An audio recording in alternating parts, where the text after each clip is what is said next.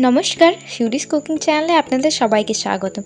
আজ আমি শুভ জন্মাষ্টমীর দিন লাড্ডু গোপালের জন্য কিভাবে প্রিয় ভোগ বানিয়ে নিবেদন করেছি সেটাই আপনাদের সাথে শেয়ার করব।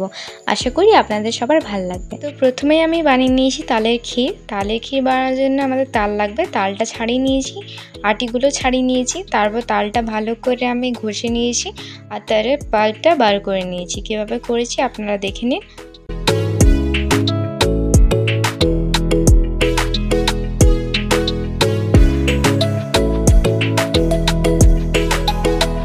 এরপর কড়াইয়ে শুদ্ধ জল দিয়ে নিয়েছি। একটু গরম হওয়ার পর আমরা এখানে অ্যাড করব তালের পাল্প, যেটা আমরা এখানে বার করলাম। সেটা দিয়ে কিছুক্ষণ নাড়াচাড়া করব, কিছুক্ষণ মানে 10 মিনিট মতো ফুটিয়ে নেব।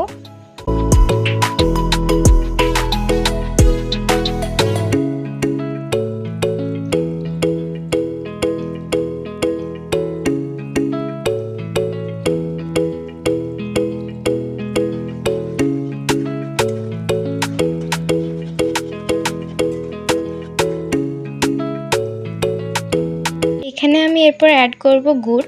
আপনারা চাইলে মিষ্টি অ্যাড করতে পারেন। তারপর এটা কিছুক্ষণ নাড়াচাড়া করে নেব যতক্ষণ না গুড়টা গলে যাচ্ছে।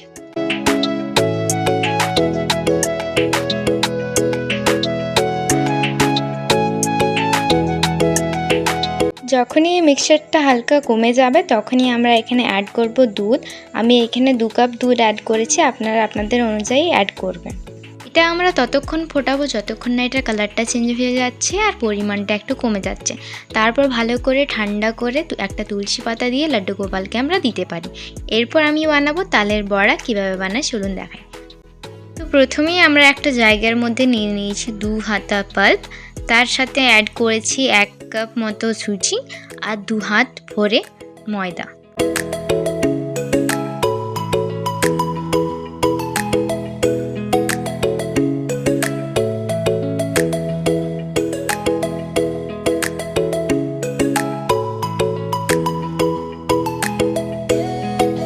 এরপর একটা পরিষ্কার কড়াই আমরা নিয়ে নিয়েছি সাদা তেল।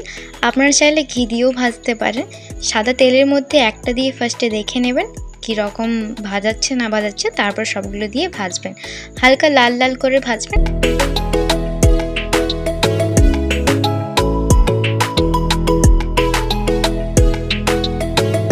আশা করি আপনাদের এই ভিডিওটি দেখতে ভালো লেগেছে। যদি ভালো লেগে থাকে তো লাইক, কমেন্ট, শেয়ার এবং সাবস্ক্রাইব করে দেবেন। আর কমেন্টে নিশ্চয়ই জানাবেন কীরকম লাগলো ভিডিওটি। নতুন ভিডিও জলদি আসবে।